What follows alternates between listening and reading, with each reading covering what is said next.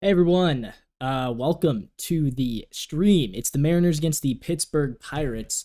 I'm going to be doing some audio commentary on this game. I wish I could show you the actual footage from the game, but Apple TV, of course, is they kind of run this thing, so I can't show you the footage or else I would be taken down. I'd be copyrighted. But it is the top of the first inning, going through some lineups right now. The Mariners are up and they have runners at the corners. It's a 0-0 game, but they have already made some things happen. We saw Julio Rodriguez with a single.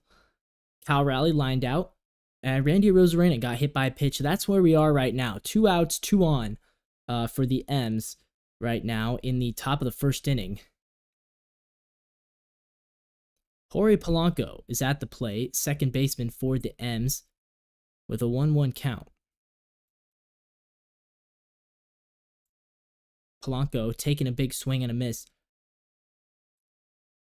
I am watching this game. I'm watching the feed. I can't show you guys the feed, but I'm watching the feed, and I'll give you guys the updates on what happens. Polanco, 214 hitter on the season.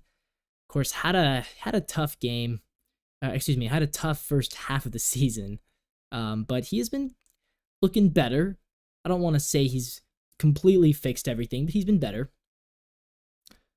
Julio with the lead at first. The pitch is inside, called for strike 2. So it's 1-2. Paul Skenes on the mound for the Pittsburgh Pirates. And Paul Skenes, what a season that he has had. I mean, I believe he's the National League Cy Young frontrunner. If that says anything. Polanco takes the next pitch high, so it is 2-2. Runners at the corners. You'd love to see the Mariners strike first. You would absolutely love that. Especially, it's a tough game. You've lost 3 straight to the Tigers. You really need to come out swinging. Polanco check swings, and it's a full count. 3-2 now is the count. Not exactly sure why the game day feed isn't updating, and there it goes. Now it's updating. 3-2, full count on Jorge Polanco. The pitch, swing on, and that is going to be a strikeout. So down goes Jorge Polanco. That is going to do it for him. So we move on to the bottom of the first. Mariners still down. And like I was saying, it'd be great to see Seattle just come out swinging and come out ready to win. Because we've struggled against the Tigers. That was not a good series. It just wasn't. And I think there's something to be said about momentum. There's something to be said about just finding a way to put that behind you. And you really do. You have to put it behind you. If you dwell on those losses, if you dwell on a bad series, it's only going to get worse. It's only going to get worse from here.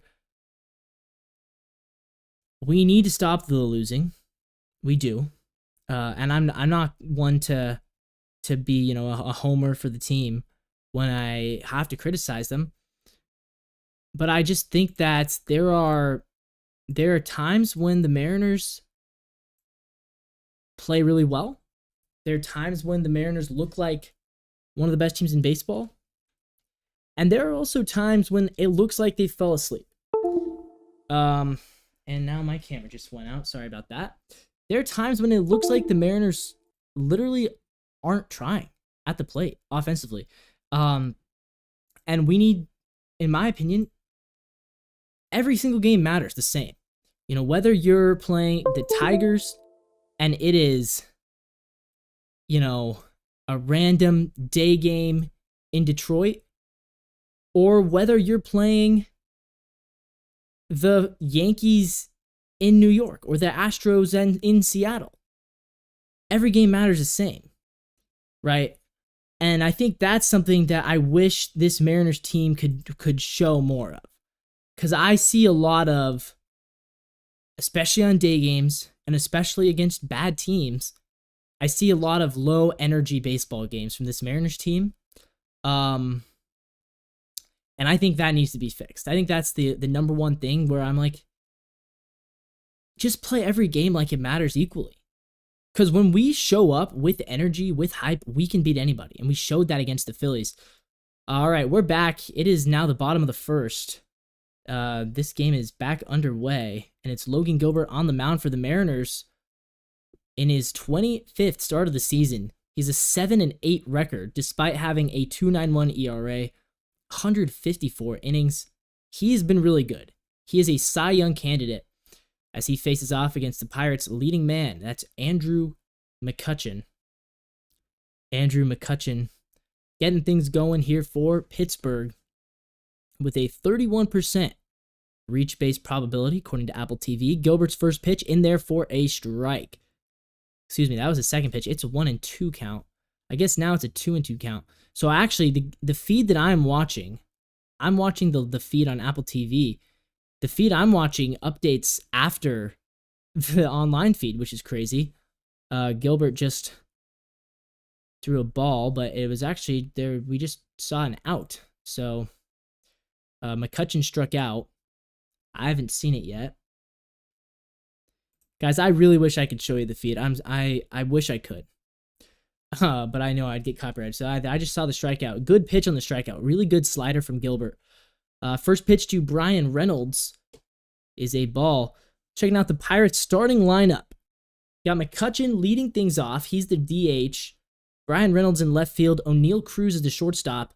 Second baseman Isaiah Kiner-Falefa, a new trade deadline acquisition. He's been good this year. Rowdy Tellez batting fifth, playing first base. Brian De La Cruz is their right fielder. Another guy that they notched on the trade deadline. Ke'Bryan Hayes at third base, Yasmani Grandal, the catcher, and Michael Taylor, batting ninth, center fielder. Reynolds having a good season this year. He has an 819 OPS. So 1-1 count as Gilbert's second pitch was fouled back. So that's how it became 1-1. Next pitch, a swinging strike, and the count moves to 1-2. Bryan Reynolds, according to Apple TV, has a 19% hit probability. This is really a battle between two ace pitchers. I mean, Gilbert and Skenes have both been so good this year, both All-Stars. Skenes obviously started the All-Star game for the National League. Gilbert got a check swing on this third pitch. Count is 1-2 on Bryan Reynolds. We'll see what Logan Gilbert can do here.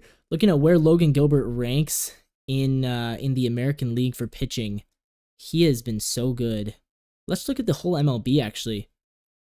As Logan Gilbert, I believe he's about to get an out right here, but let's watch it. It's going to be a strikeout. My feed is quite behind right now, which I'm a little bit annoyed about. Here comes, and yeah, there's a good strike. Another really good pitch. Another really good pitch to get Reynolds. That'll bring it up O'Neal Cruz. Logan Gilbert, 7th in the MLB in ERA at 2.9.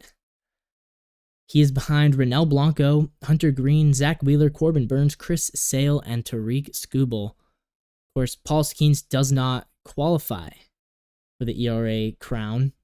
There are 60 qualified pitchers. The Mariners have 3 of them. 3 of the 60. I guess the average would be 2 per team. George Kirby in 23rd, Castillo 20th. Actually, the Mariners have 4 of them. Bryce Miller is 15th in ERA this year. How about that? Bryce Miller. The at-bat for O'Neal Cruz starting off a little bit weak for Gilbert. It's a 2-1 count. Cruz took a big swing at that second pitch to even it up at 1-1. A good slider down in the inside corner of the plate.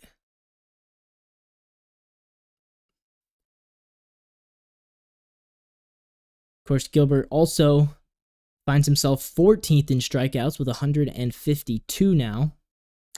He leads the entire league in WHIP at 0.87, leading Tariq Skubal by 0.5 there. And he is third in innings pitched, second in the American League at 155. 4 innings behind Seth Lugo of Kansas City, and 9 innings behind Logan Webb of the San Francisco Giants. Luis Castillo is also 8th in innings pitched, George Kirby 14th, Bryce Miller 20th. So the Mariners have 4 of the top 20 in innings pitched. And yet, people will say Scott pulls his starters too early. I don't know if I agree with that. The count is full on O'Neal Cruz. 3-2. It's a full count. 2 outs, nobody on base for O'Neal.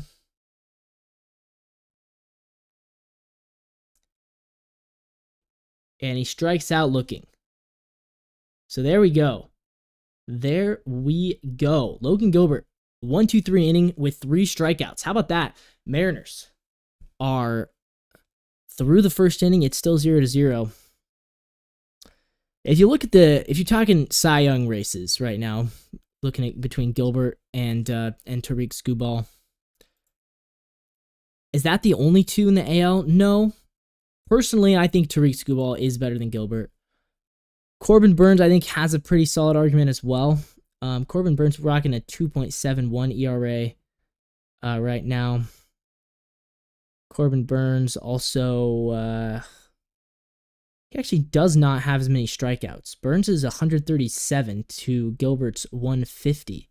Gilbert leads the Mariners in strikeouts now, which is something that, even with the ERA, I would have thought Castillo would have more strikeouts. Skubal with 180 strikeouts. He has been really good when it comes to striking guys out. Cole Reagan's 174, but Cole Reagan's doesn't have the ERA. He's down to 3.18. And Gilbert leading the league in WHIP. I mean, it's possible he can make a surge, although I do think right now Skubal is the guy you're looking at. Skubal has thrown 6 less innings, so not really a significant amount to really affect it all that much. In the National League, though, it's interesting because they're saying Paul Skenes is the Cy Young leader. He's not qualified for ERA. You look at the innings, Paul Skenes finds himself quite a ways down. Paul Skenes is 52nd in innings, 93, so he'll pass 100 innings today. And I don't think he's going to end up qualified. I don't think so. He'd have to average about 7 innings a game to be qualified. So I'm not sure if he's going to be able to pull off the Cy Young. Chris Sale with 2.61 ERA, 177 strikeouts. He's second in WHIP to Tyler Glasnow. And he is 10th in innings pitched. I could see them going Sale. I could also see them going in another direction just because of the innings pitched. I mean, Sale is kind of low in the innings pitched. We are back in action, though, so let's go back to the game. Luke Raley is at the dish. The Mariners' 6-hole hitter.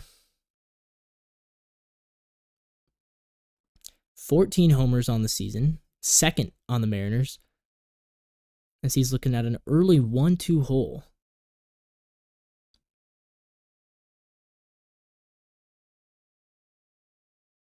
If you guys are just tuning in, this is a live stream of the Mariners versus Pirates.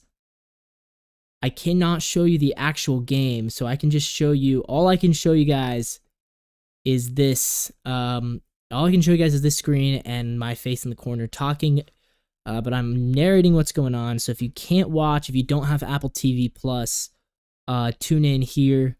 You can at least listen to the game. I know Apple TV Plus makes it hard to watch these games sometimes. Paul Skenes just sat down Luke Raley on strikes. Now it is Dominic Cain's zone.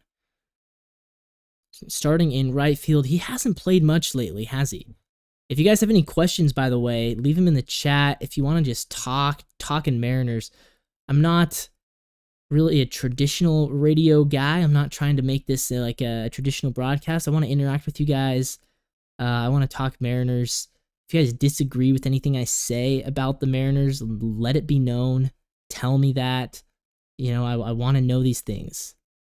I like to interact. I like to talk to fans. And I haven't done a whole lot of this live streaming before, but I thought, you know, I have some free time today. This could be fun. It's a 3-0 count for Canzone right now. And Dom Canzone's another player who I'm rooting for the guy a lot.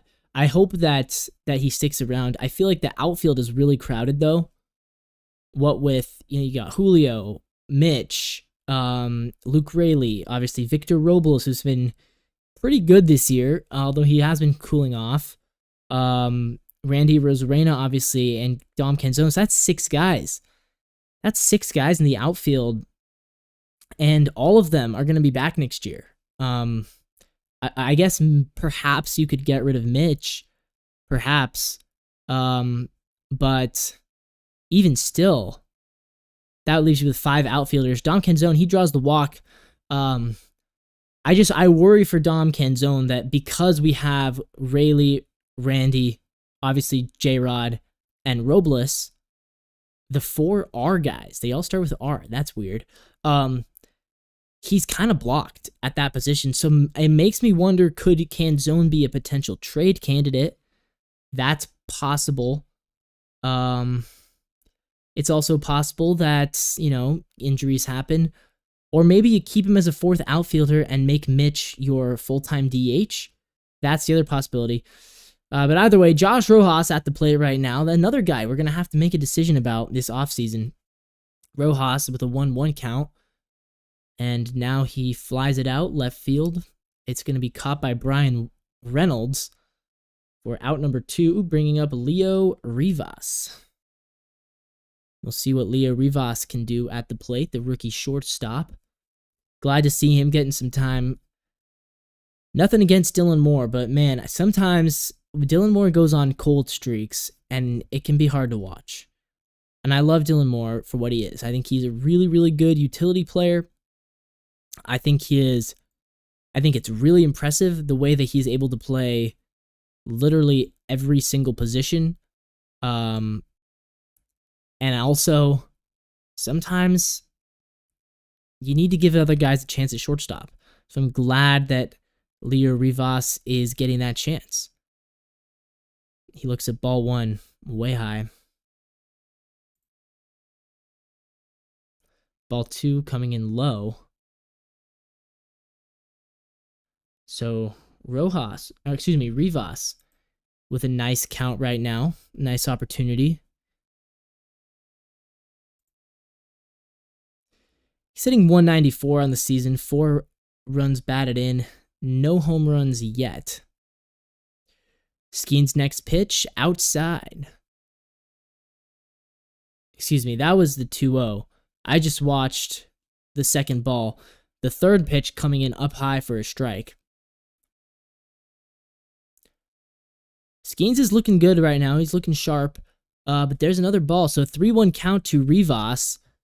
And all of a sudden, this is potentially going to be a 2-walk inning for Paul Skenes. The Mariners, of course, would love to, like I said, love to strike first. Get out there and strike first. Don't fall asleep. I think a lot of the time the Mariners fall asleep in these games. Especially when you're playing a team that, you know, an inferior team. And the Pirates are an inferior team. They are, what are they? They are 6 games worse than us. With a full count now to Rivas. If you guys are just joining us, this is a live feed of the Mariners game. I wish I could show you the actual game, but I can't because of copyright. But what I can do is I can give you guys a listening experience. And let me know in the comments any questions, anything you want to chat about. I want to chat with you guys. I want to talk to you guys, interact. Because that's where we really have the fun here. Yeah, it's cool to stream the game. Obviously, I know it's hard. Apple TV makes it hard to watch, so that's why I'm doing this. If you're new to the channel, NW Sportscast, like, subscribe. And here goes. Runner goes, and it's a foul ball. So we'll replay that. Still 3-2 is the count on Leo Rivas. the Pirates have lost 10 in a row. So I guess before that 10-game losing streak, they were 2 games above 500. They were actually playing well. But now they are way below. Another foul ball from Rivas. We've seen a ton of foul balls. He's battling. And now he draws the walk. So there we go. Leo Rivas is on base. Mariners. Back-to-back innings of the Mariners with 2 on and 2 outs. We'll see what Victor Robles can do. Victor obviously hasn't been playing great lately. But he, guys get hot and cold. But I'll say this. He's a fun player. Over 1 tonight. I believe he grounded out. In his last 15 games, he's hitting 158. In his last 7 games, he's hitting 115. So that's obviously not good. In his last 30 games, he's hitting 269. On the season, he's hitting 250, 3 homers, 10 runs batted in with a 694 OPS. Mariners just extended him, which is questionable. I'll say it's questionable. Again, let me know if you guys disagree with these takes. Personally, I'm not a huge fan of the re-signing Victor Robles, of the extending Victor Robles, just because, and I'll talk about this more now the inning's over. So Victor Robles grounding into a force out. So I want to talk about Victor Robles. And like I said, if you guys disagree, please tell me in the comments, in the live chat. And I would love to actually discuss this with you guys. But the thing about Victor Robles that gets me is he's been pretty much the same player his whole career in terms of just what he's done. He's always just been this guy who is fast, but not that good at hitting. Good defense, but he's just never been a great offensive guy. Career batting average 239, and his 2024 batting average is 250, right? And I get that he's been slightly better with the Mariners. I believe, let's look. With the Mariners, he's hitting 276. He was hitting 120 with Washington. So yeah, he's been slightly better with as a member of the Mariners. Still not incredibly better. And if you, like I said, look at the last 15 games, in his last 15 games, he's hitting 158. So he's back to being he's back to being what he is. He's a streaky hitter who hits for decent average, but he's not going to blow you away. Look at the slugging. His career slugging percentage is .313. This year, he's slugging .329. Again, better in Seattle, .340 in Seattle, but it's still not mind-blowing. His career on base, that was on base. His career slugging is .360.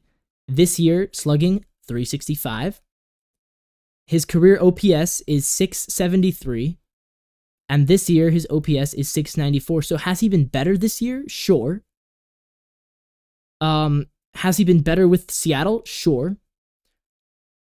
And also, I think there's a high likelihood that was just a really good 2.5 weeks from him. And now he is back to being what he usually is, which is just a pretty average fourth outfielder. A guy who is a defense first, base running first, fourth outfielder. And signing him for, what was it? I mean, I think we signed him for 2 seasons with an option for a third. Just didn't make a whole lot of sense to me. Because now you either have to keep him or you have to eat the money on him. Like, if Victor Robles goes out there next year and hits 110 or 150 in the first 2 months, all of a sudden, you have a big question mark about, again, like, theoretically, $9 million for 2 years isn't much, but if he goes out there and stinks it up in the first 2 months, how much of a leash do you want to give this guy? And we've seen the Mariners, especially this team, this is a team that doesn't like to give up on players, right? This is a team that refuses to give up on Mitch Garver, So when we have a guy who goes off for 2.5 weeks, he had a really, really good 2.5 weeks, and the past 2 weeks he's been back to being bad. Okay, I get it. Streaks happen, but he's never been this great player before. His career OPS plus 84. This year it's 105. Last year was 112. The years before was 69, 69, 69, 91. So you're not signing Robles to be the guy he was for those last 2 weeks of the season. You're signing Robles to be a 4th or 5th outfielder. And my fear there is that that's just not who he is. That's not what he's worth. You don't pay a 4th outfielder $4.5 million a year unless that 4th outfielder has a track record of consistency, right? Now, if you're paying for consistency, that's fine. Because at least he's going to be consistent throughout those 2 years. I think there is a real possibility that Robles comes out next year and stinks it up, and then all of a sudden you have this dilemma because it's like, yeah, we want to get rid of him, but also we still owe him $7 million. So are we going to eat $7 million to DFA Victor Robles next year when he's hitting 150? And I don't think we will, because I don't think we have the balls to do stuff like that as a team. I also just didn't see the need there. Like, we already have a full outfield. Julio, Randy Arozarena, Luke Raley, and Dominic Canzone. That's 4 guys, plus Mitch Haniger. I know we want to just DH him, but he's still under contract next year. We're definitely not going to eat his money. So, yeah, personally, I'm like, A, you don't need him. You already have 4 outfielders, 5 when you count Mitch Haniger. And B, he hasn't shown you enough consistency to be worth paying a 4th outfielder. Let me read you his WAR by season, because I think this is pretty telling. This is Baseball Reference WAR. So if you want me to find the F WAR, let me know in the comments. 2017, 0.1. 2018, 0.5. 2019, 4.4. He had a really good 2019 season. 2020, negative 0.3. 2021, negative 0.2. 2022, he pops off for a grand total of 1.8, which is his second best season. 2023, negative 0.1. And then in 2024, he's at 1.4. He also hasn't proven he can stay healthy. He has only played 100 games in his season 3 times out of his 8 seasons. So he doesn't have consistency with health. He doesn't have consistency with his WAR. He doesn't have the offensive consistency, right? Here's his OPS plus, 94, 127, 91, 66, 69, 69, 112, 105. It's like, yeah, the last 2 years have been decent.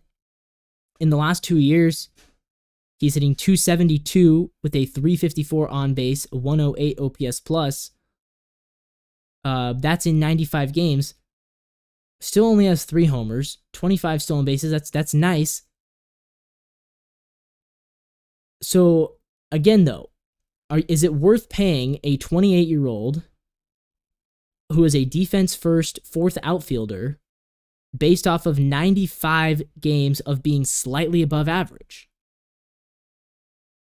when you already have 4 outfielders? I don't think so. Look, is there a chance that Robles goes out there next year and proves me wrong and hits 250 and becomes an everyday player? Yeah.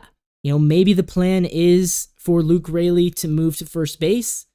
Maybe that's the plan. I wouldn't like it if that was the plan, because I think first base is an easy place to upgrade. But sure, theoretically, let's say the plan is we're going to move Luke Raley to first base. Robles is going to be your starter in right field, and he's going to platoon with Canzone, I guess is what he would do. Or he'd platoon with Haniger. One of those two. Maybe Robles goes out there, plays really well, and continues this 95-game trajectory.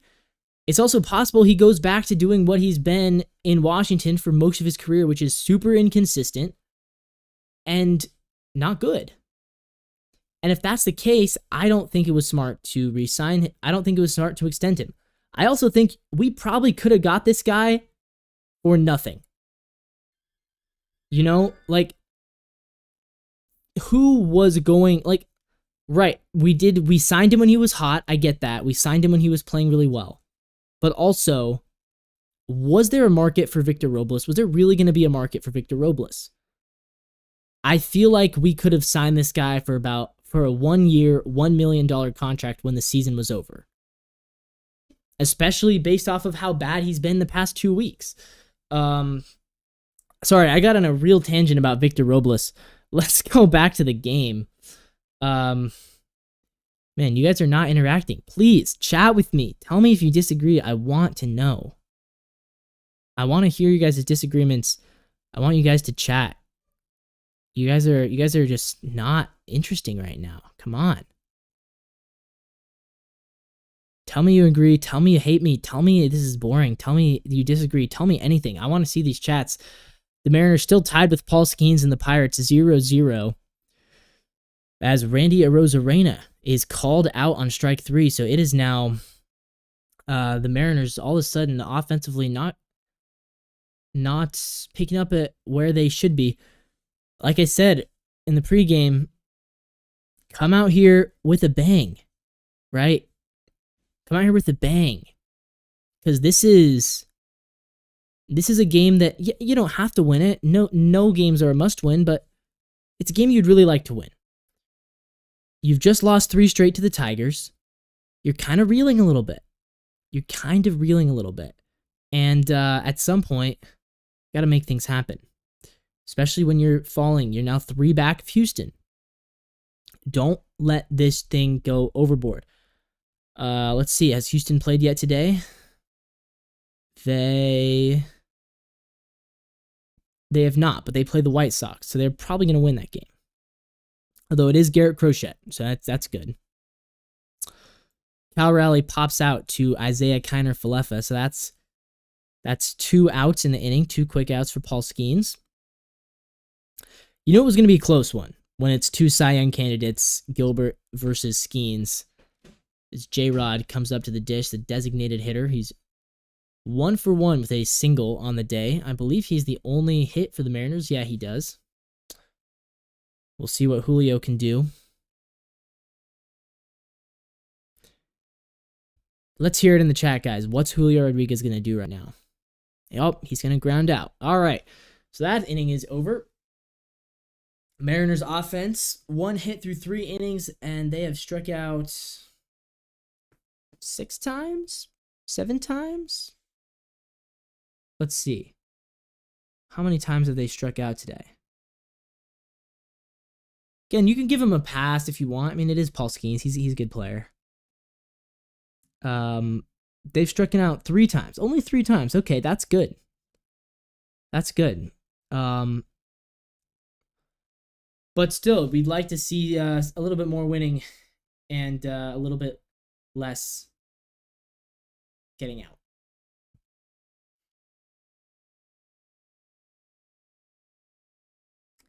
Mariners Pirates, big game. Apple TV game.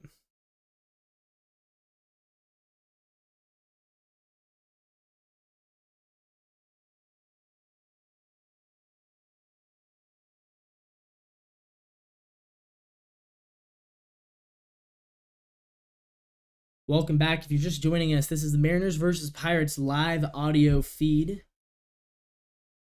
I cannot show you the game because of copyright. But it is the bottom of the 3rd. Ke'Bryan Hayes is at the dish for Pittsburgh. Logan Gilbert has looked good so far. So hopefully that will continue. Thank you guys who are watching. Ke'Bryan Hayes taking it. Gilbert already with 4 strikeouts in tonight's game.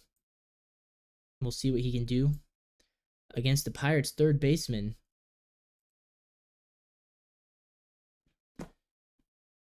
If you guys are new to the channel, this is the NW Sportscast.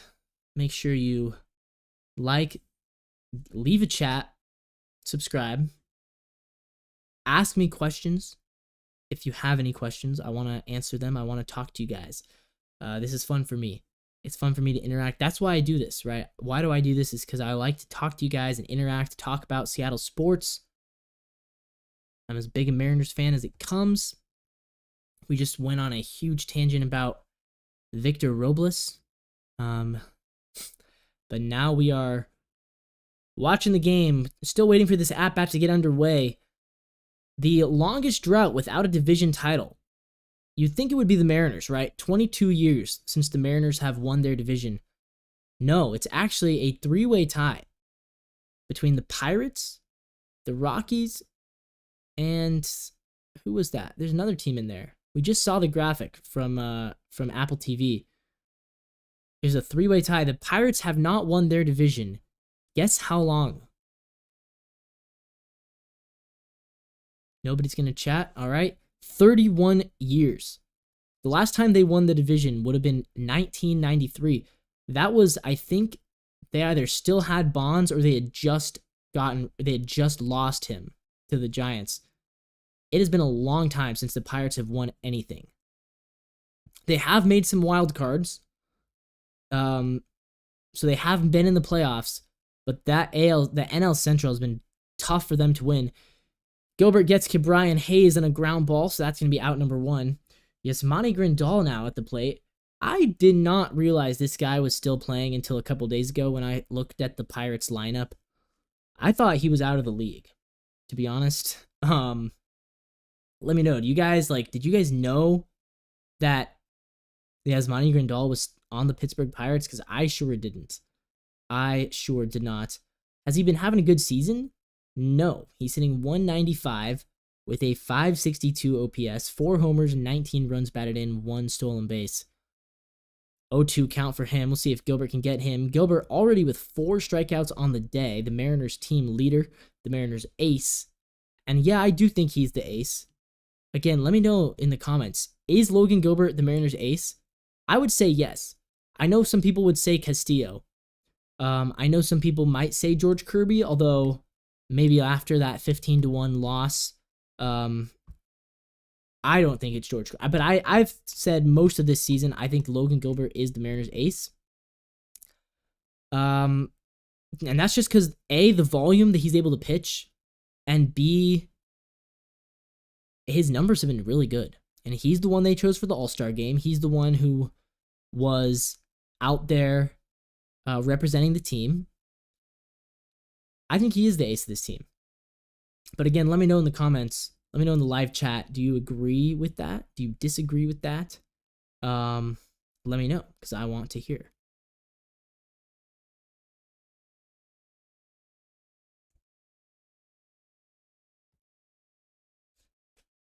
And Yasmani Grandal has singled.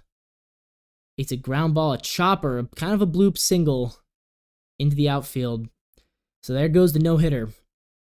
That's frustrating. Also frustrating that it was Grandal who did it. Michael Taylor now at the plate, the Pirates center fielder. Another guy who has been having kind of an up-and-down season and has had an up-and-down career. Michael Taylor hitting 206 with a 569 OPS. Michael Taylor, I think it's weird, you know, Victor Robles was always kind of the poor man's Michael Taylor.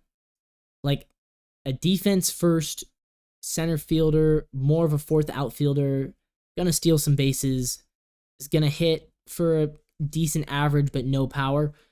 I always thought Victor Robles was a poor man's Michael Taylor. This year it's kind of been the other way around. Michael Taylor is a poor man's Victor Robles. Robles has elevated his game. Taylor has gotten worse as he flies out. So it's 2 outs, 1 on for Andrew McCutchen, the DH. Somehow he is still good enough to be the leadoff hitter. He's hitting 234 this season with a 740 OPS. 16 homers. That's crazy. Andrew McCutchen, if he was on the Mariners, he would be second on the Mariners in home runs. 39 runs batted in, 3 stolen bases. He still can run, huh? That's interesting.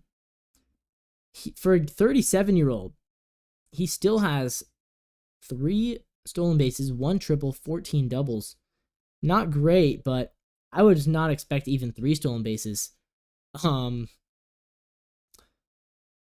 next pitch to McCutchen comes in, and it's pop-up foul territory. Mariners first baseman Luke Riley is there, ranging over, making the play. So there you go. It's 3 innings of baseball. It is 0-0. Rayleigh just caught the ball, walked straight into the dugout. He literally caught it on the top step of the dugout. That's kind of cool. I wish I could show you that. And that's going to do it. So we are through 3. And it is 0-0. That's exactly what you were expecting out of this game, I think. Obviously, a battle of 2 of the best pitchers in baseball. 2 of the best pitchers in the game. 2 guys who are going to be getting Cy Young votes. Maybe not first place votes, but definitely they will be getting votes. I want to bring it back actually to we were talking about Paul Skenes, and if I think that he could win a Cy Young for the Pirates. I do think he could, because he does have a really good ERA, but I would think there are going to be some voters who are going to be cautious about voting for him because he doesn't have the volume of innings. Right? He's only thrown 132 innings. No, he's only thrown 93 innings. So he's quite far back in terms of innings pitched. He's not qualified. I also talked about maybe Chris Sale could win it. But even Sale at 134 innings isn't looking great. I think Zach Wheeler might win this thing this year. He's thrown 148 innings. He's 3rd in innings pitched. He is 2nd in ERA at 2.72. And he is 4th in strikeouts at 162. 2nd in whip at 0.98. He's right there in all the stats. And I feel like he might be the guy who comes away with it. Just because, like, Logan Webb has thrown the most innings, but Logan Webb doesn't have the best ERA. He's down at 3.17, significantly behind Sale and Wheeler. Dylan Cease has the most strikeouts, and Dylan Cease also has a good ERA, but not great, 3.41. And Dylan Cease is behind in innings, 142. Tyler Glasnow leads the National League in whip. He's also 3rd in strikeouts, but in ERA, he's 9th at 3.49. So maybe it's a question of how much do voters value ERA versus the other stats. You also look at perhaps a Ryan Helsley with 37 saves. Maybe they would go there. I don't think so. There's not been a reliever who's won in a long time. Helsley might get to 50 saves though. If he does, he'd get some votes for the St. Louis Cardinals. If you want to go by wins again, it is Sale, Wheeler, and Cease. 13 for Sale, 12 for Zach Wheeler, 11 for Dylan Cease. Logan Webb also has 11. Tyler Glasnow has 9. And you do have to go quite down the list to find Paul Skenes. Paul Skenes has 6 wins. I just don't think I know he started the All-Star game for the National League. I know he's been having a great season. I don't think he is going to win a Cy Young this year. Maybe next year. The game is back. It's a 2-2 count on Jorge Polanco.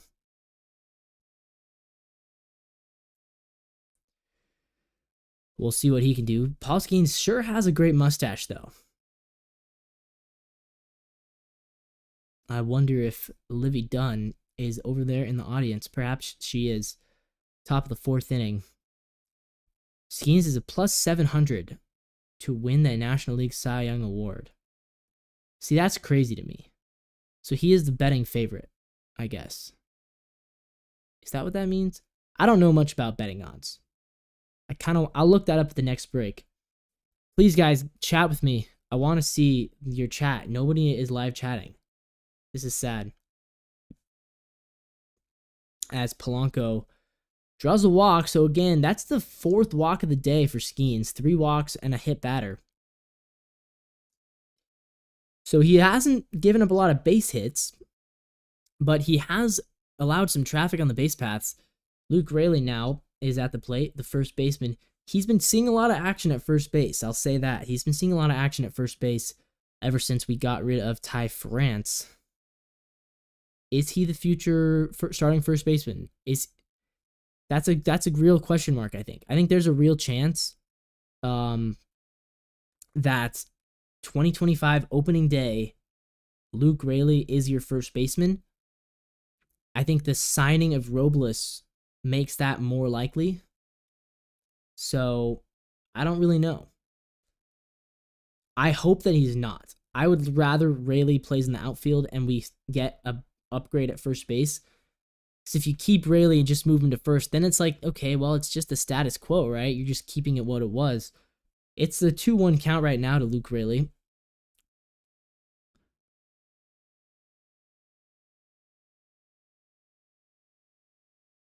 So the National League Cy Young odds, I'm checking them right now.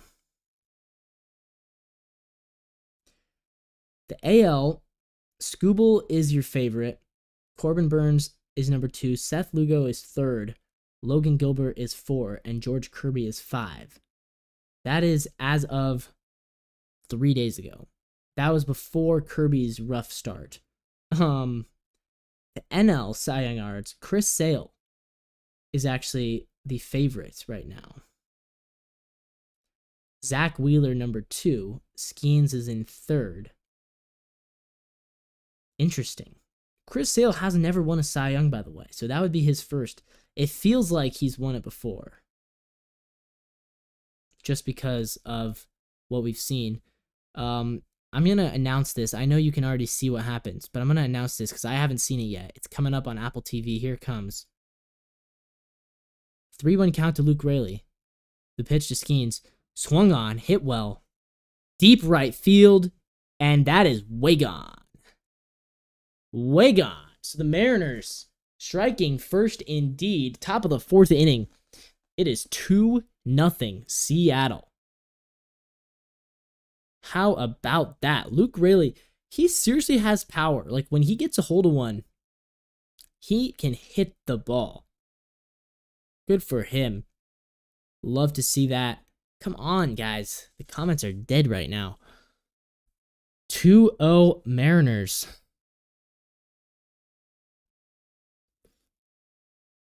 Now Dominic Canzone watching 2 strikes. Paul Skenes let one hang, and Luke Raley took advantage. And that's the thing about baseball, is that'll happen. It will happen, and when it does, even the best pitchers, even the best of the best, are going to give up home runs.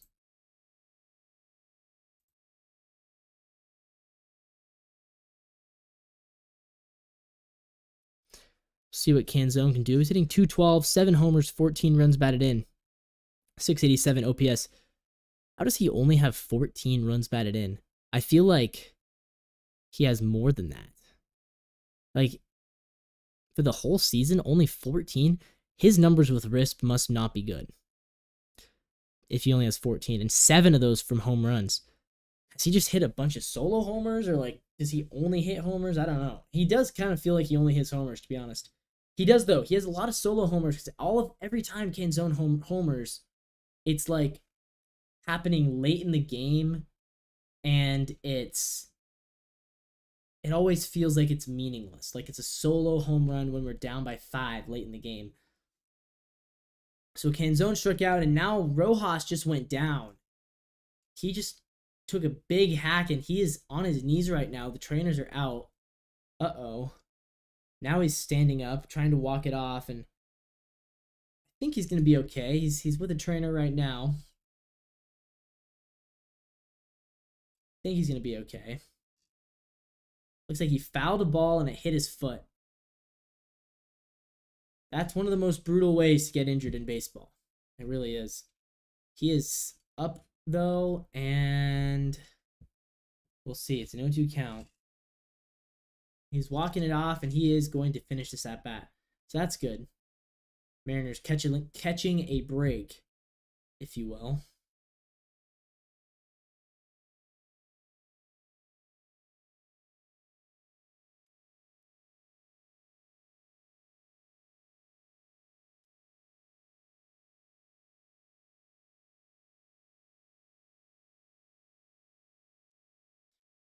Next pitch is foul back.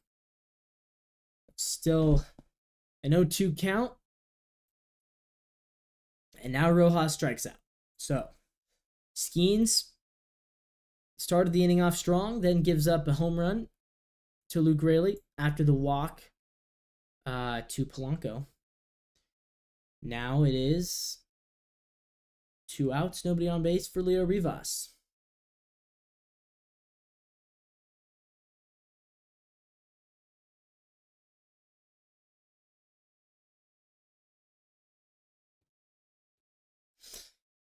Leo Rivas, bunt, ground ball, soft ground ball, and that is going to be Skenes to Tellez. So the first pitch, interesting decision for Leo Rivas to bunt there. Skenes makes the play, so it's 3 away. I'm not sure if I agree with that call, but I guess find a way to get on base. That's the Mariners' way. It is 2-0 Mariners. Luke Raley with a big home run. Mariners up 2-0 on Pittsburgh here in the 4th inning.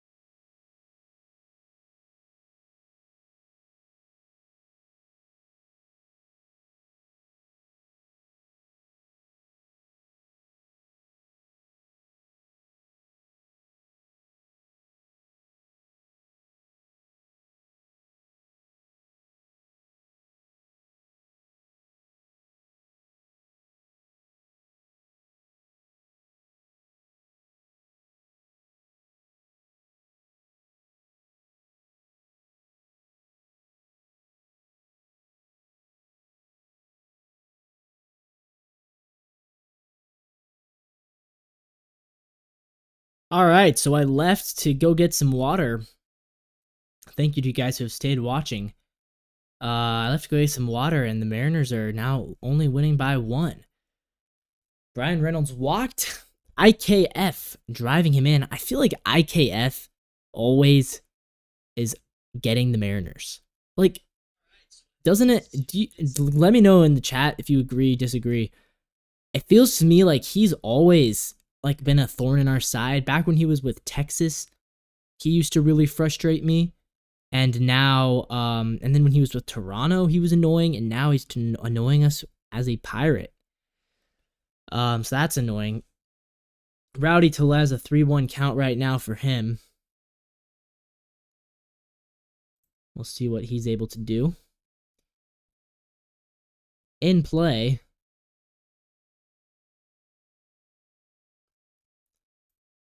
And looks like he's out.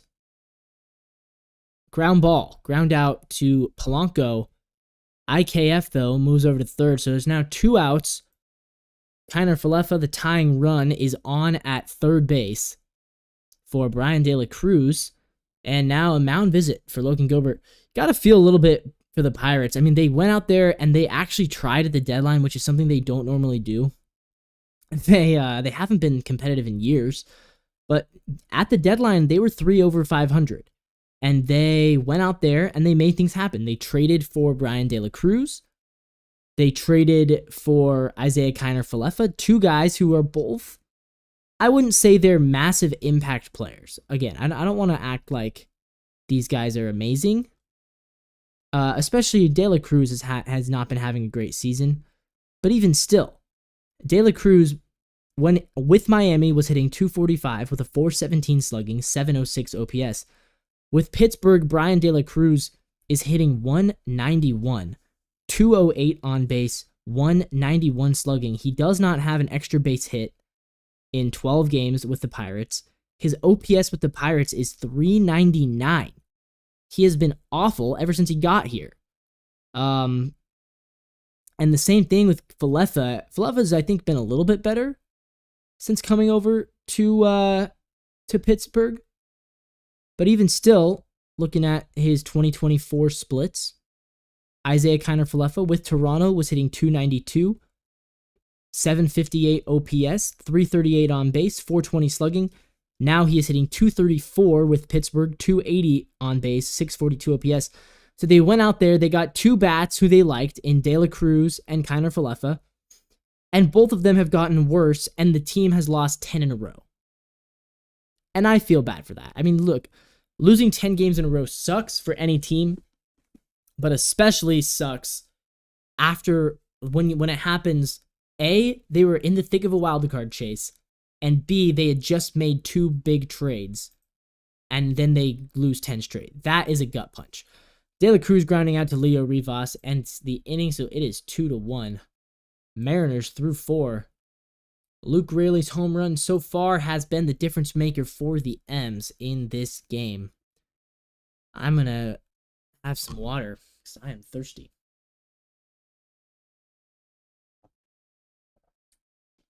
I want you guys to comment. Please. Please comment. Leave a chat. Leave a live chat.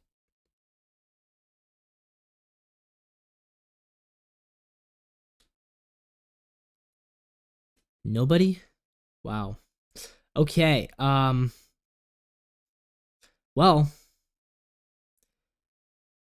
what can I talk about? I don't know. It's a commercial break right now, guys. Mariners against the Pirates. And we're talking all things Mariners. All things Mariners.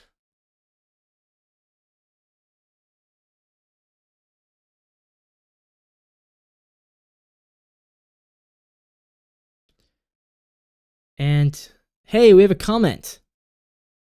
Lazaro Montez Burner. What do you think about Laz Montez? Well, thank you, Laz Montez Burner. That's a good question. What do I think about Laz Montez? Well, I think that I think he's a good prospect. I do. You know, I think that he certainly needs to get better. He had a really good stretch of play this year in low A with Modesto. And I think that hyped a lot of people up for him. And I'm not saying we shouldn't be hyped. I do think we should be hyped about this guy because I do think he's a good player. But I also think that he's very young. He's only 19 years old. And he struggled in Everett. He's really struggled in Everett. I think he's the top 100 prospect, though, now. I think that he's gaining some national recognition. That's good. And I think that, you know, if he reaches his peak, he could be a really good player for us. I would rather we hang on to him. I don't think we should trade him. There are some prospects where I'm like, go ahead, trade. I think with Laz, there's enough potential there that that we should hang on to him. Because as an offensive talent, he's not going to be a defensive. He's not going to be good on defense. He's not very fast. He doesn't run great routes. But as an offensive hit talent, he is talented. He can hit for power. And the Yordan Alvarez comparisons are real. I need to see more of it, though. He's very young. He struggled a lot in high A. But if you take those single A numbers from Modesto, those are really good numbers. Victor Robles just grounded out. Randy Arozarena is at the plate. He's been hit by a pitch and struck out today. Randy came to the Mariners on fire. Cooled off a little bit since then. He looks at the first two pitches, then fouls off the third, fouling off a sinker, so it's 2-1 is the count. Paul Skenes on the bump for Pittsburgh. Thank you for the question, though, Laz Montez Burner. If you have any more questions, leave them in the chat. I like to answer questions. Think of it as if I'm doing an interview / radio broadcast. Like a little Q&A. You guys want to call in? Should we have an option where you can call into the show? Would that be fun? It's 2-2 now on Randy Arozarena. I don't know how I'd set that up, though. Maybe over Zoom? Maybe we could figure out a way. I think that would be fun to collaborate with other fans. I love talking Mariners to other fans. It's my favorite thing. That's why I do this YouTube channel. 3-2. Full count on Randy Arozarena. 1 out, nobody on base. Paul Skenes has already walked 3 guys and hit Randy Arozarena. The walks have killed him today. He has 5 strikeouts, but he also has 4 walks. And here goes, and nope, that's not going to do it. Fly ball, left field, Brian Reynolds making the catch. So there is 2 outs. Skenes looks somewhat better this inning. I still don't think he looks like he's the sharpest. They're showing on the Apple broadcast a bunch of kids wearing Paul Skenes mustaches. That's funny. Randy hit it really well, actually. I'm watching the fly ball now. Randy got a hold of that thing. He sent that pretty much to the warning track in left field, but Brian Reynolds ended up making a pretty good catch. Now Cal Raleigh with a foul ball. First pitch. 0-1.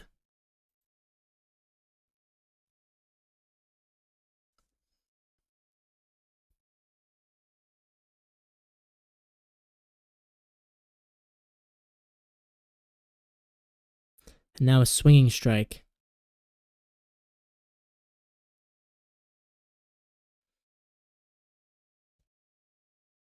Let's see. We got another chat.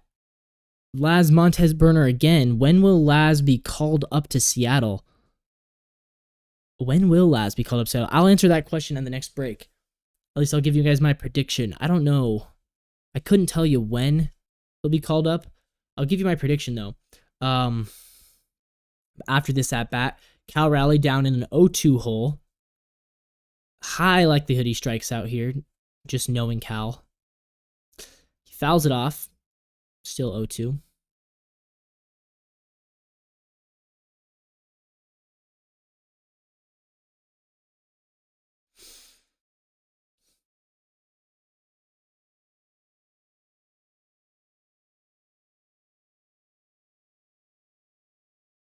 And now a ball, way low. Paul Skenes has missed a lot today. He's missed a lot of spots, and I think when he's missed, it's been a lot of bad misses. At least that's what it feels like to me. It feels like A lot of these balls have been way outside or way inside. Another foul ball. So Cal's battling. He's staying alive. At least he is staying alive. That's good. Good to see from him.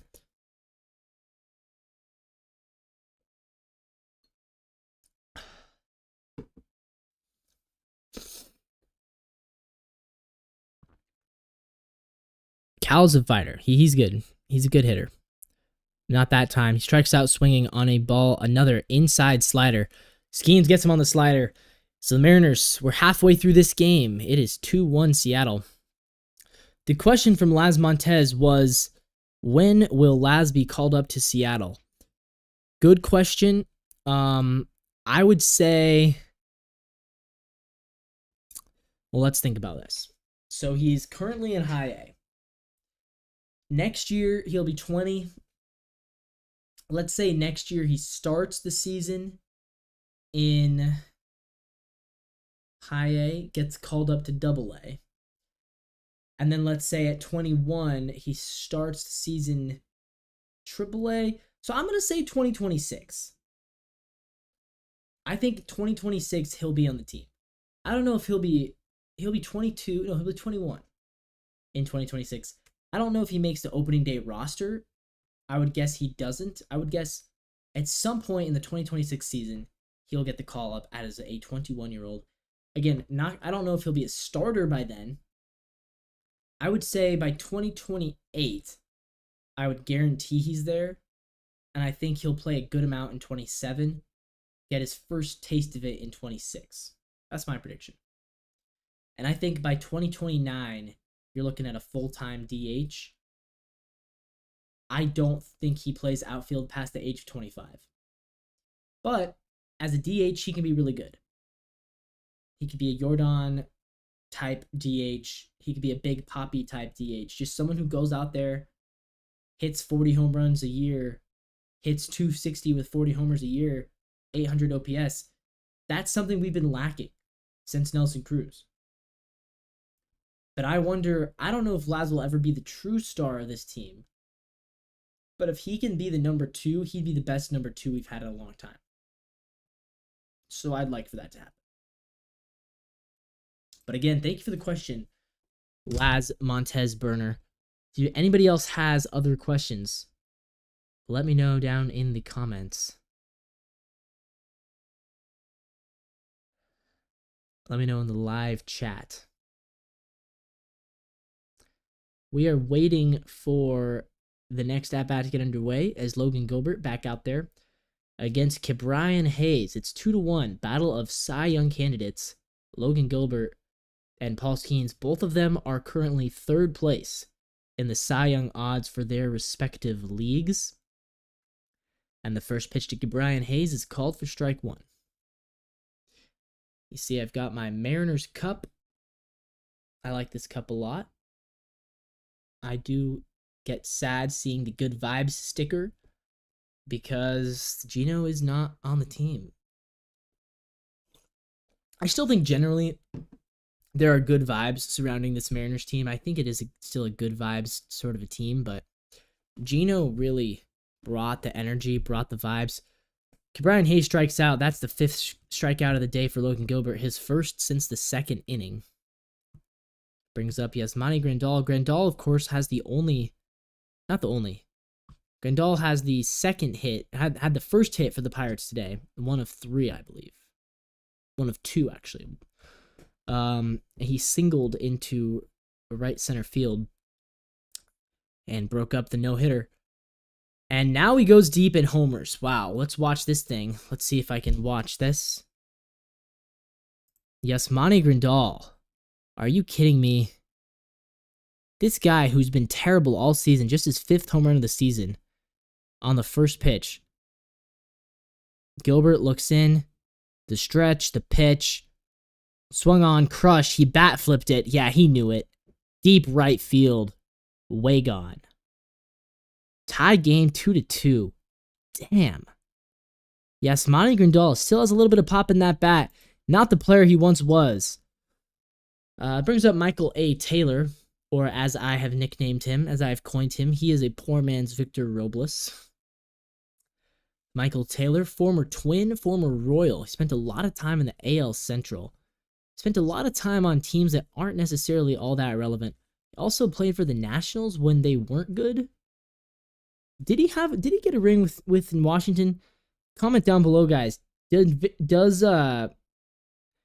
Michael Taylor have a ring? Was he with the 2019 Nationals? I just always think of him as a guy who played for a bunch of irrelevant teams.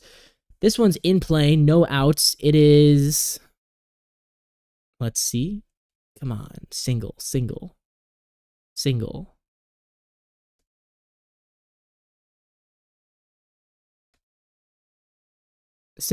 Okay, ground ball to Randy Arozarena. That's all right. We can do with that. We can do with a single.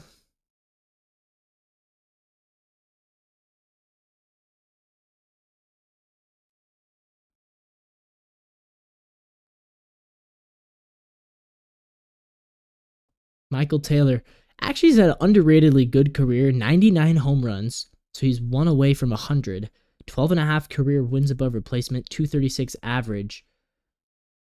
And he did get a ring with Washington. He started in 2014. He's been around for a while.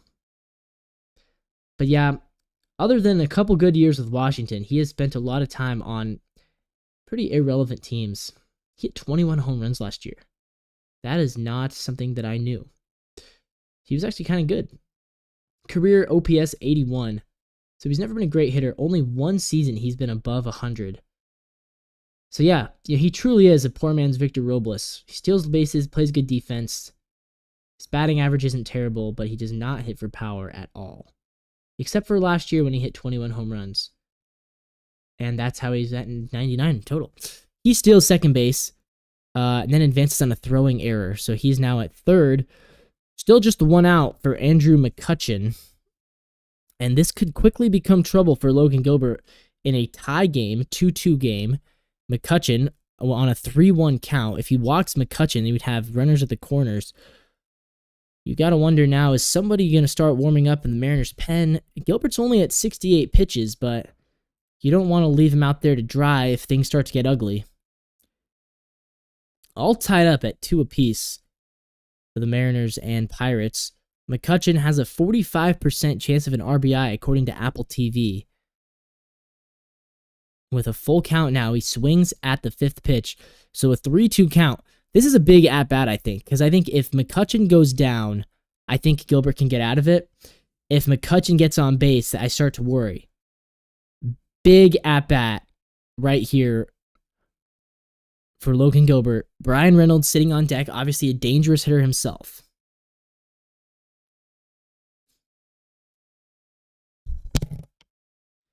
And Gilbert steps off the mound. And I guess they're going to talk to Cal, maybe.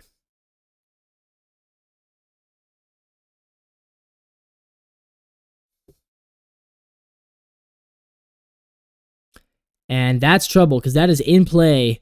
Runs are scoring. And it could be an out still. A sac fly. Yep. Okay, there we go. So sac fly.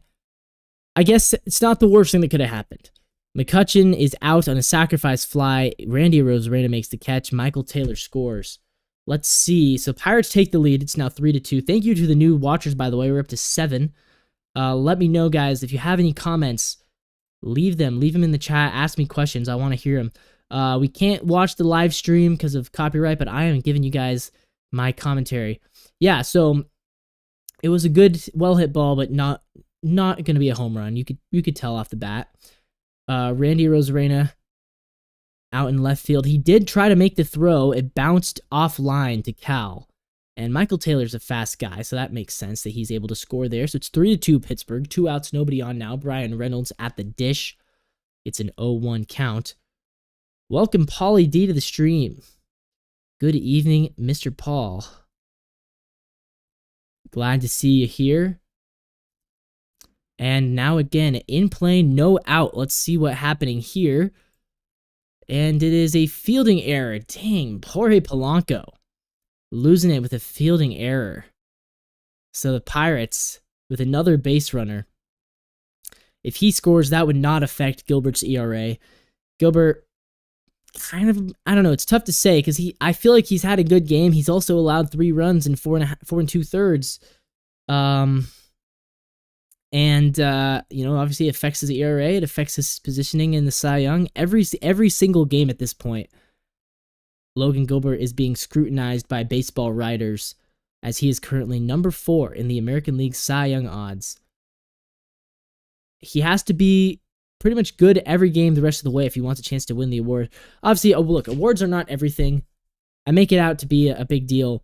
If we win the game, it doesn't matter how many runs Logan Gilbert gives up on any given night. Still, though, it would be cool to win a Cy Young. The last time the Mariners had a Cy Young winner, you have to go back to 2010, Felix Hernandez. It feels like we've been really close. There was Paxton, I think, was 3rd once. Felix was 2nd in 2014. We've had great seasons from Castillo, from Kirby last year, from Gilbert this year. It's going to happen eventually for us. But this year might not be the year. O'Neal Cruz watches ball 1, so it's still 2 outs, 1 on base. As we welcome everybody to the stream. Cruz, one of the Pirates' better hitters. And he lines out to Randy Arozarena, and that will do it. So, we are through 5. The Pirates have staged a bit of a comeback here. It was 2-0 Mariners. Now it is 3-2 Pittsburgh. It's a break of the inning, so let me know if you guys have any comments, any questions, any general Mariners questions, or Seahawks questions. You can ask me anything, really. I have the Seahawks posters up right now. It's a new studio, if you can't tell. A new studio if you're returning to the channel. If this is your first time joining us on the channel, welcome. This is the NW Sportscast. We talk all things Mariners, Seahawks, and other Seattle sports. It's me and my friend Drew. If you are joining us as a returning viewer, you will notice first video in my new apartment. I am just moved into a new apartment, so that's kind of cool. As we wait for the Mariners and Pirates to get back underway, it's 3-2 Pittsburgh right now. 3-2. The Mariners led 2-0, but Logan Gilbert has allowed a few runs. It is now 3-2. But yeah, let us know down if you have any questions, general comments, anything you want me to talk about Seattle sports, Seattle Mariners wise. Leave it in the chat, and I will respond to that. I'll answer those questions while we're on break, because I want to do that. I like talking. I like chatting. I love talking Seattle sports. On deck for the Mariners this inning, it's be J-Rod leading things off, then Polanco, and then Luke Raley, who hit that homer a little bit ago.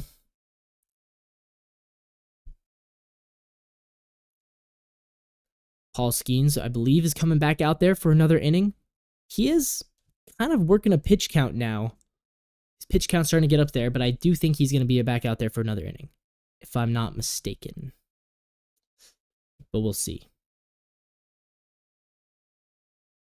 Julio is 1 for 2 tonight. Polanco is 0 for 1 with a walk. And Luke Raley is 1 for 2 with a home run. 10 seconds remaining before we get this stream back underway from MLB.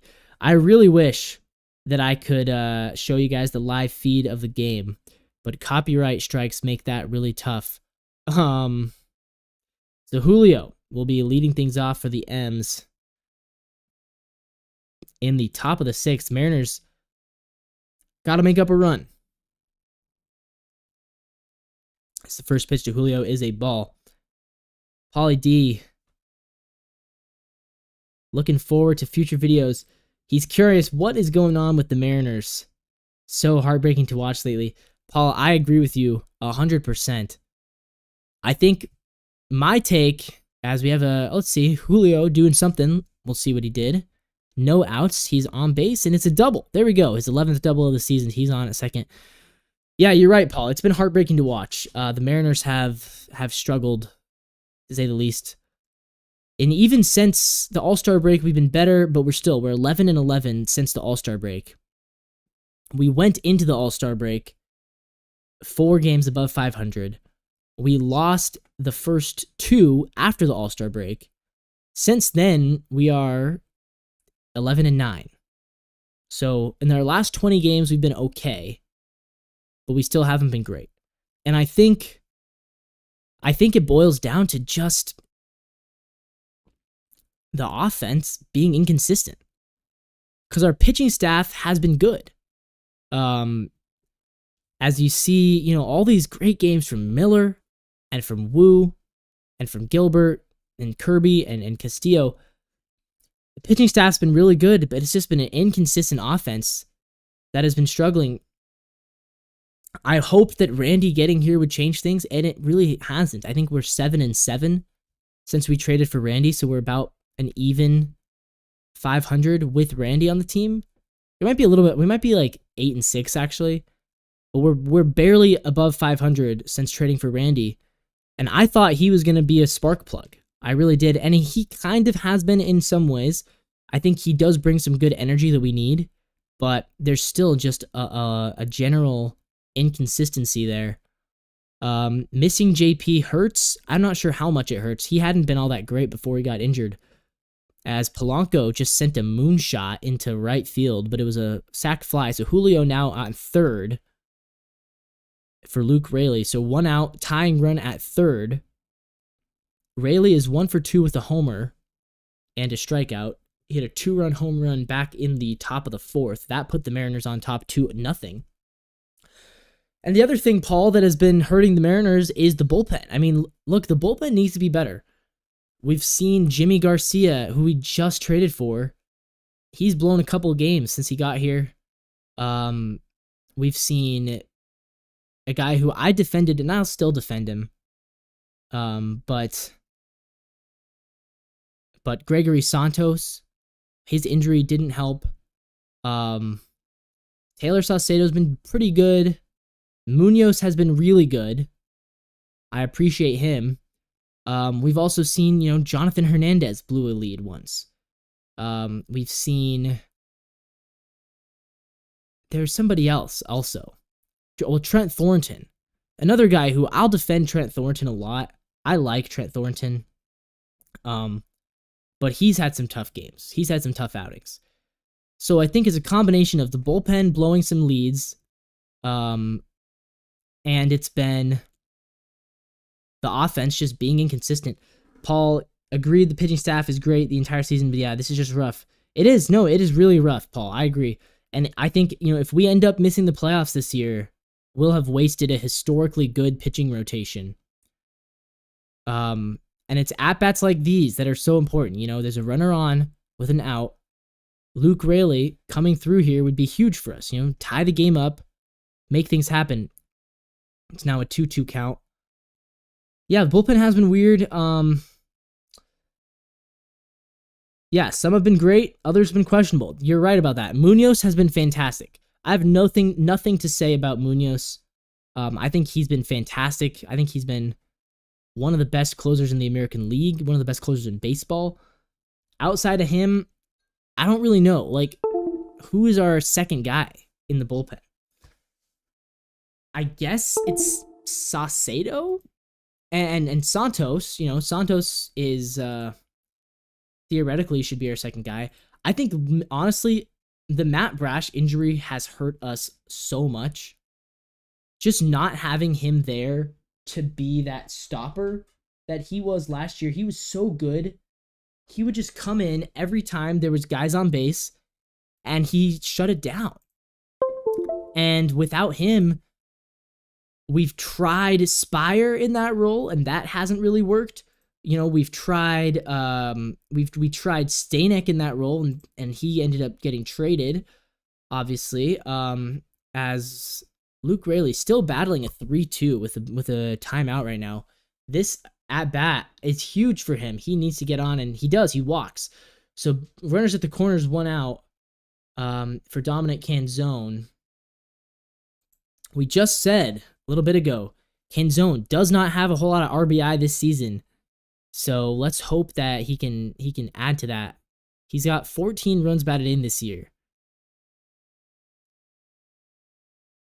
So here's an opportunity to add a couple more.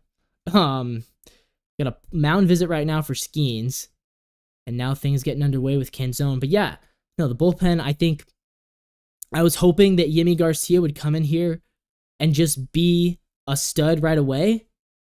I was hoping that he would just come in here and be that number 2 guy out of the pen, and he hasn't. He's blown, I think, 2 leads. Austin Voth, he blew a few as well. And I like Austin Voth, but again, a local kid out of the Pacific Northwest, fun to root for. He's been inconsistent. So I guess Saucedo's our second best reliever. Probably. Comment down below. Who do you guys think is our second best reliever? Leave it in the chat. In play, outs. Hopefully not 2. It is, wow, double play. Let's go figure. Dominic Canzone, the guy who does not get RBIs. He grounds into a double play with runners at the corners. So that does it. And again, big at-bats like that. It was right to O'Neal Cruz. Soft ground ball. He played into Paul Skenes' hands. I'm sure Paul Skenes knew exactly what he was doing. He wanted to get that double play, and he did. So it's now the bottom of the 6th. Mariners still down by 1. They'll have 3 more chances to tie this game up. Paul AD with a sad emoji. Yep, I agree with you there, Paul. I agree with you there. Any other questions you guys have, let me know. I would be happy to answer them.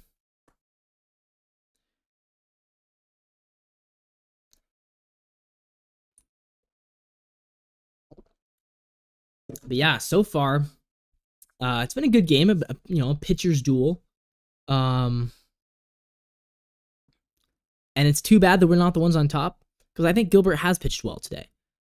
But just not good enough. Looks like we do have a comment. Who wins the West? Says Lazaro Montez Burner. Welcome back, Laz Montez. Who wins the West? I assume you mean the AL West. I don't think... I assume we're talking Mariners here. Who wins the West, man? That's a tough question. I really want to say the Mariners.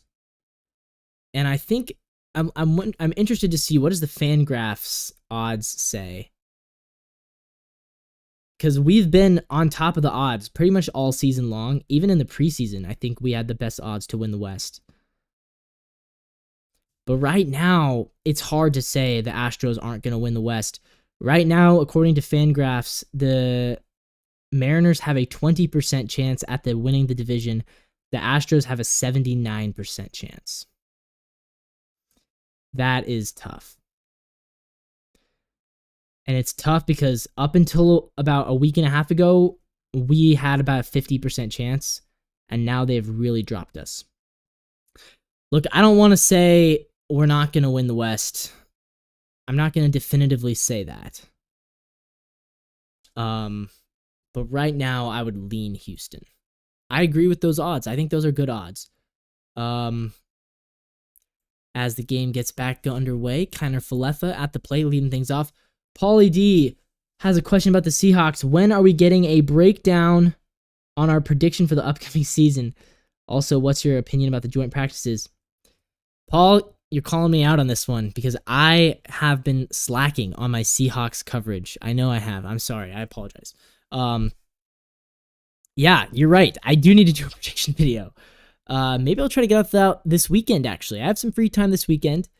I do have some free time, so why don't we try to get that going? Maybe I'll try to get that with Drew, actually. I guess let me know. Do we want to do a prediction with both of us, or do we want to do his predictions and my predictions separately? But you're right. I need to get on the predictions because my prediction game has been lacking this year. I'm actually planning on doing a player rankings for my Coast to Coast Sports channel. If you want to check that out, I'm going to be doing NFL player rankings. So that's what I've been focused on. As I've been focused on doing the rankings.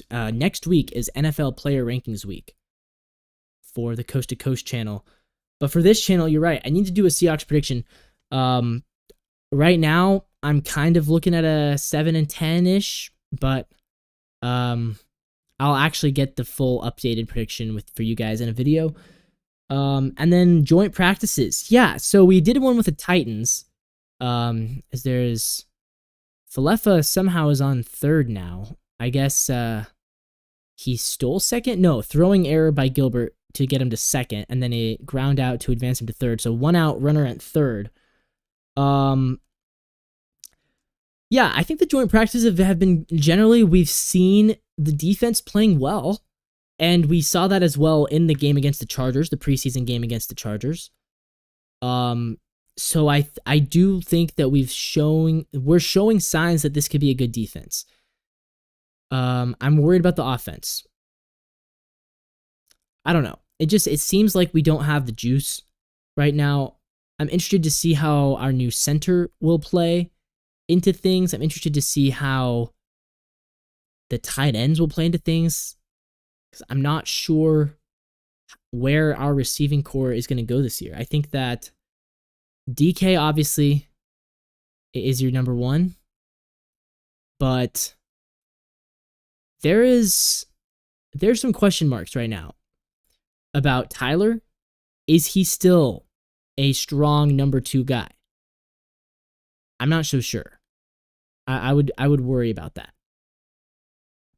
Simply just because Tyler Lockett is getting older, getting slower. Last year, didn't have a great season. JXN, he really needs to pick things up, I think. He had a good second half last season. Can he be a true number 2 or even start to knock on that door as a number 1? I would like to see that. And then the tight end situation, I'm very curious to see how we manage that. Because I know we signed a new one. Pauly D agreed with Smith banged up. How likely to be starting possibly week 1? And the offense, I think Lockett is like a number 3. Yeah, I agree. Lockett, I think he's a number 3 now. The question is Jackson Smith-Njigba ready to be a number 2? I think that's the real question. But I agree. I think Lockett is a number 3 essentially. I do think Geno's starting week 1. I think Geno's starting week 1. From what I've heard, he's going to be okay. Sam Howell hasn't looked super good. I think Sam Howell is not going to play unless Geno is hurt. Obviously, there was talk about, could Sam be the future guy? Could Sam take over for Geno? I would lean no. There's a big called strikeout for Brian De La Cruz. Like I said, he's been really bad ever since being traded to the Pittsburgh. Logan Gilbert needed that one. He really needed that because now a ground ball ends the inning instead of a ground ball scoring a run.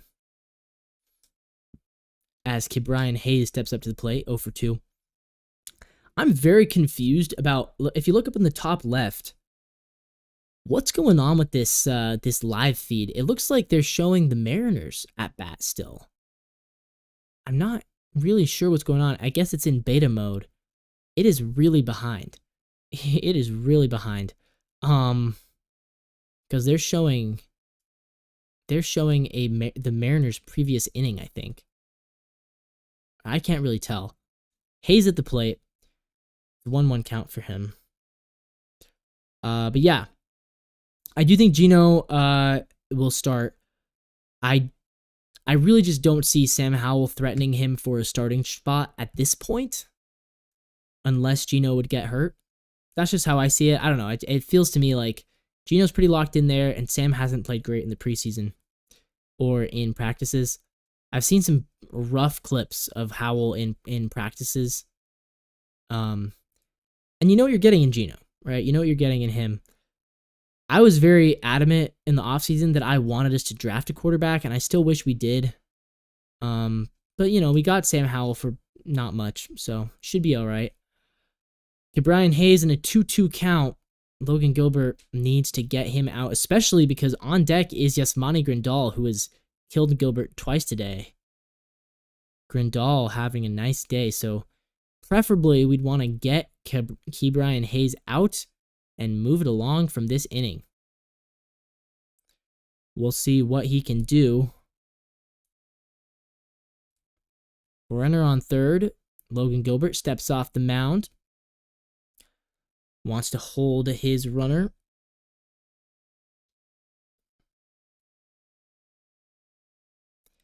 And he gets him on a ground ball to Leo Rivas. That does it. So the Pirates threaten but don't score in the 6th. 3 innings to go. We are 2/3 of the way through this game. It is still 3-2 Pittsburgh. I'm going to take a quick water break. I'll be right back with you, though.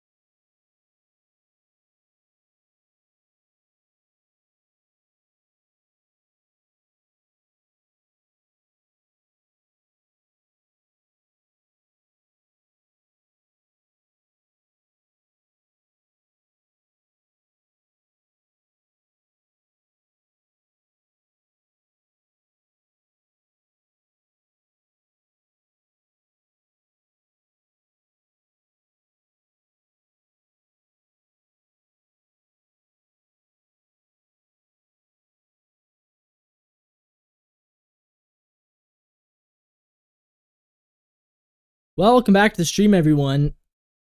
Paul Skenes is out of this thing. That's the good news. The bad news is the Mariners only have 8 outs left to tie this game. It's 3-2.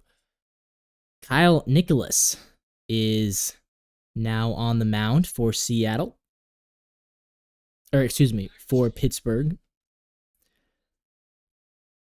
And it's Leo Rivas at the plate, 0 for 1 today. The Mariners so far today, just 3 hits, 2 runs scored. Looking to add on to that, the tying run is always at the plate when it's a 1-run game, so a home run will tie it.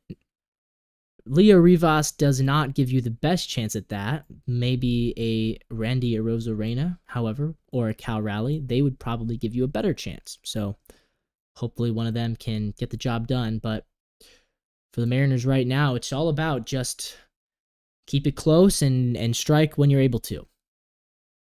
It's a 2-2 count right now on Rivas as he takes a batter's timeout. Paulie D says, thank you to everyone watching. Have a nice evening and happy Friday weekend. Yes, absolutely. Go Mariners, Paulie D. Thank you for the comments. We love hearing from you, Paul. Anybody else, if you want to chat, I'm right here. I'm looking for things to talk about. As the ball 3, so Rivas with an opportunity to potentially get on base with a walk. That would be nice if he could. So let's cross our fingers and hope for that. It is a full count on Leo Rivas as he fouls off the 6th pitch in the at-bat. Still 3-2.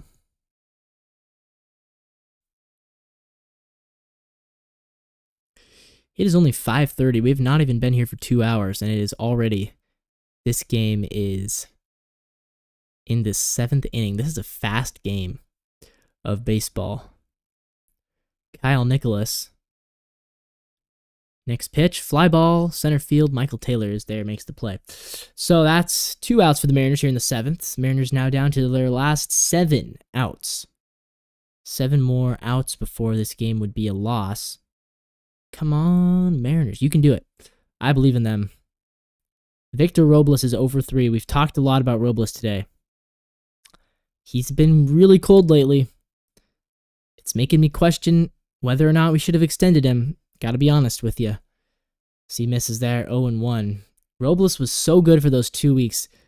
Literally, Victor Robles earned himself $9 million based off of 2 weeks. That is crazy. Or I guess a month. One really, really good month from Victor Robles earned him $9 million. Whether or not he plays as a Mariner for the next 2 years, I'm not sure. I personally don't think he's going to last even maybe to the end of next year as a Mariner. But either way, $9 million. That is what a month can do for you when you're in the big leagues. And to be fair, there are players who have made a lot more money in a similar really hot stretch. Hitting .247 on the season with a .685 OPS, 10 runs batted in, 3 home runs. It's a 2-1 count to Victor Robles. It's Kyle Nicholas. Next pitch, fly ball, center field. Again, Michael Taylor makes the catch. So Victor Robles pours out to poor man's Victor Robles.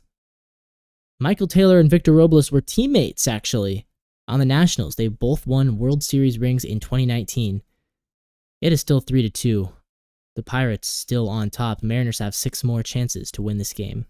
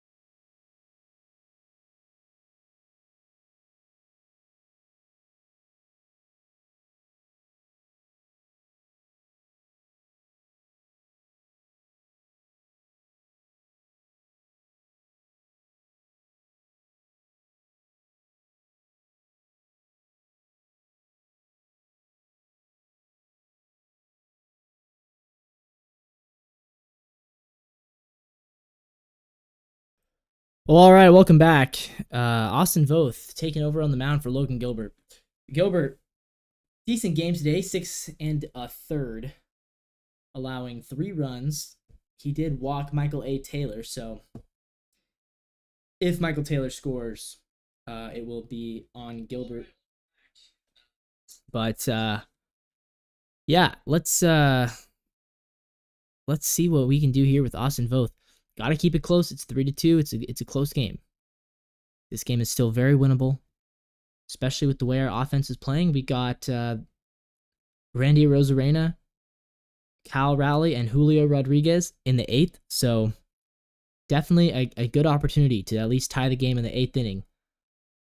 But got to get there first and keep it close. It is 5:40. We've officially been playing this game for 2 hours. It is the bottom of the 7th inning. 1 out, 1 on for Andrew McCutcheon, who is 0 for 2 today with a strikeout and a run batted in. If you're just joining us, welcome to the NW Sportscast. The Northwest Sportscast for short. And we have a called strike on McCutcheon.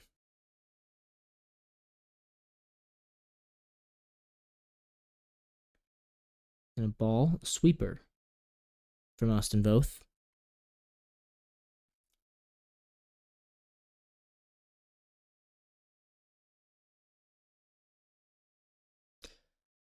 It's a 1-1 count on Kutch, the leader of the Pirates. Pickoff attempt at first base. Not in time. Michael Taylor, good speed. He already has a stolen base today.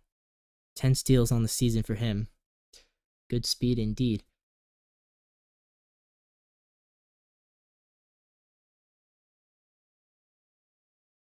So here comes the 1-1. Voth hoping to get out of I wouldn't say it's a jam. And it's in play and no outs. So McCutcheon, who already has an RBI, now with a base hit as well. What's it going to be? Where's it going to go to? It is a single to left field. Taylor turning on the Jets. He's now at third, and all of a sudden the Pirates have runners at the corners with just the 1 out. That is tough. And now an injury delay. So let's see what's going on. I'm going to pull up the game feed and figure out what is happening here. We have an injury delay. And it looks like... Who's hurt? Somebody's hurt. Is it McCutcheon? McCutcheon's hurt. McCutcheon's limping at first base. That's a bummer for him. He's had a fairly good season. I wouldn't say this is his... I mean, last year was his comeback season. This year, he's just been good again, but that is a bummer to see him go down like that. He's hopping over first base. He does make it there in time. He is safe. And, even as a Mariners fan, I can appreciate my opponents. I appreciate Andrew McCutcheon, and I feel bad for the guy that he is suffering from this injury. That sucks. That sucks for him. It looks like, I can't tell if he's still there or not. Brian Reynolds is at the plate now, and yeah, I don't know. I guess they're walking with him. They're walking with him with the trainers. Now, he got hurt a little bit ago on August 3rd. And yeah, we do have a pinch runner. So Ji-Hwan Bae is the pinch runner. Ji-Hwan Bae, I don't know much about this guy. I assume he's fast. I assume he brings some speed off the bench. But yeah, I really don't know much about this guy. So Brian Reynolds is now at the plate. It is a 3-2 game. Pittsburgh up by 1. First pitch to Brian Reynolds. He fouls it off. The second pitch was a swinging strike. Reynolds is hitting .284 with 19 home runs, 69 runs batted in, and .817 OPS. If he was on the Mariners, he would be our best player. I don't know if that reflects well on the Mariners or well on the Pirates. The Mariners have tried to trade for this guy like 4 times. Never has happened. Pittsburgh has been very keen to hold on to him as he swings and misses. So it's 1-2. Voth hoping to work out of a jam. He needs to get out of this jam. You cannot allow more runs to score. This is a Mariners team that I don't really have the faith in. to score more runs. Next pitch is ball 2-2. And now Brian Reynolds goes down on strikes. Huge strikeout for Austin Voth there. I mean, that was a big strikeout. That's a big boy strikeout. 1 out, runners at the corners, bottom 7 in a 1-run game. Austin Voth gets the best player on their team to go down swinging. Now O'Neal Cruz steps up to the plate. He is 0 for 3 with a strikeout today. Yeah, Austin needed that. For sure, he needed that. Ball 1, curveball to O'Neal Cruz.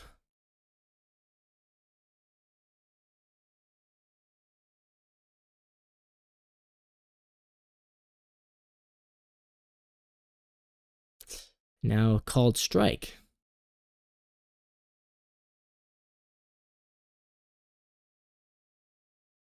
So it's 1-1 on O'Neal Cruz. Cruz hitting .259 with 18 home runs, 59 runs batted in, a .778 OPS. He's had a good season. The shortstop, who's known for his defense, on the 1-2 count. 2 on, 2 outs. Huge at-bat. The Pirates' young star, O'Neal Cruz, looking to knock some run support in for the Pirates, who are currently on a 10-game losing streak. If the Mariners lose, they would lose their 4th straight. Aroldis Chapman is currently getting warm in the pen for Pittsburgh, and they do have a really nice 1-2 punch in the pen. Chapman in the 8th, David Bednar in the 9th, and now there are runs being scored. O'Neal Cruz puts the ball in play, and that is a bummer. Let's hope that it's just 1 run that scores, and it is not. It is a 2-run double for O'Neal Cruz. He doubles down the line. No, in a line drive to Victor Robles, deflected by Dominic Canzone. So let's watch this and see exactly what happens. I'm going to give you guys the play-by-play. So here's the pitch. On the way to O'Neal Cruz, swung on, hit well into right center field. Canzone diving, and it bounces off his head. And that is what happened. So Robles picked it up, threw it in. Ji-Hwan Bae scores from first. It's 5-2. O'Neal Cruz thought about going to third base. He actually slipped and fell on his way to third. He was going for a triple. Dominic Canzone dived for it. It bounced off his glove, then off his head. There's actually a mark on his forehead you can see. It bounced off of Dominic Canzone's head. I'm watching the slow-mo now. Are you kidding me? Yeah, off his glove, off his head, and then Canzone just laid there in defeat. Okay, so actually, now that I see it, yeah, so off the back of his glove. He didn't turn his glove the right way, and kids, that's why the fundamentals matter in baseball. You got to turn your glove the right way to catch the ball. Now O'Neal Cruz is talking to the trainers. Austin Voth is talking to his coach. Cruz slipped and fell. JT Chargois is coming in for the Mariners. So Voth is done. Chargois is coming in. It's a commercial break. So I am here to answer you guys' questions. It's the bottom of the 7th. Mariners down by 3 to the Pirates, hoping to avoid a 4-game losing streak, but that is looking more and more likely by the minute. Yeah, that's a bummer. Leave your comments in the chat.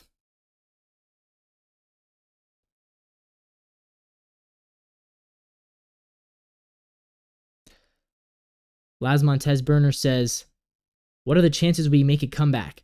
I hate to be a Debbie Downer. I don't see it in us. I don't think we have it in us tonight. But maybe. I'll say 25%. 25%, that feels fair. Maybe 20%. 3 runs is hard to overcome in 2 innings, especially for this Mariners offense. We do have top of the order coming up in the 8th. Or I guess we have 2, 3, 4 coming up in the 8th. So that will help.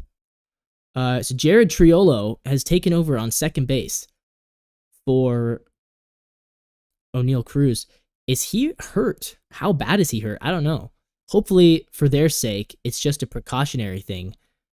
I would feel really bad for them if O'Neal Cruz is actually hurt, because that would suck. So hopefully he's just out of this game. He's just a precautionary thing. Um, they had McCutcheon and Cruz back-to-back plays going down with injuries. Yeah, so he slipped on the turnaround from third to second. Wow. 1-1 pitch now to IKF. IKF is 2 for 3 with a double, a strikeout, and an RBI. The Pirates have played the most one-run games in baseball this year. They've played 63 one-run games. Today, right now, is not one of them. We thought it would be when it was 3-2. Now it is 5-2. And now Kiner Falefa lines out to Dominic Canzone. So that will be it for the Pirates. But they score 2. And it is now the Pirates 5, the Mariners 2.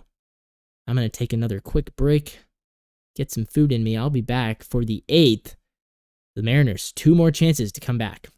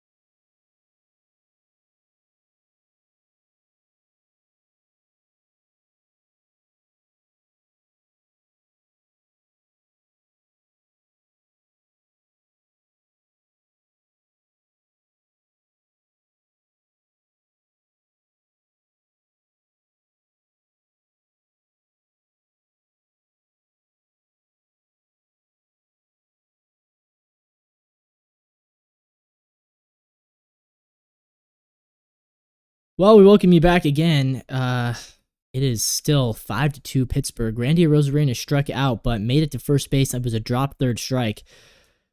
Aroldis Chapman is in the game now for Pittsburgh. That's always annoying. He's a good pitcher. No longer a closer. Now he's a setup guy, but he's still a really good pitcher. He still throws over 100, which is crazy. He's like 38 now.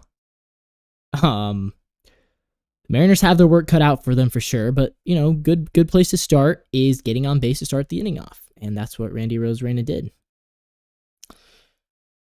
1-0 count right now for Cal Raleigh, who's 0-for-3. Chapman this season 3.43 ERA, 44 innings, 72 strikeouts, a 4-4 record. He got traded to Pittsburgh. No, he's been with Pittsburgh all season long. And Cal Raleigh in play. And it looks like that is going to be a double play. Brian Hayes throws over to Triolo, who's now the second baseman, who throws to Rowdy Tellez. Double play. Great work. Chapman has 4 saves this season. He's actually 4 for 8, so he's not been great in save opportunities. He also has 18 holds, however. 18 holds. One of the best setup men in the league this year. He has been. In his career, 54, 44, 2.58 ERA. He's older now. He is 36 years old, still throwing 100 miles an hour. It's crazy. Julio now comes to the plate. He's 2-for-3 with a double and a single today. Having himself a pretty good day is Julio Rodriguez. We'll see if he can make anything happen with 2 outs. Even a home run would be nice here, you know, just pull it within 2.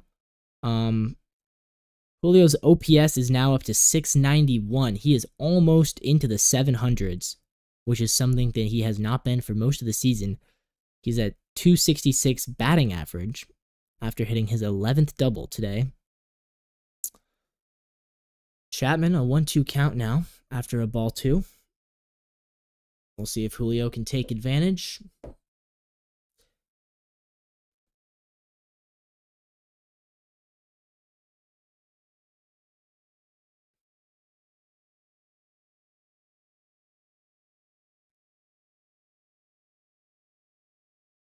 Takes a timeout.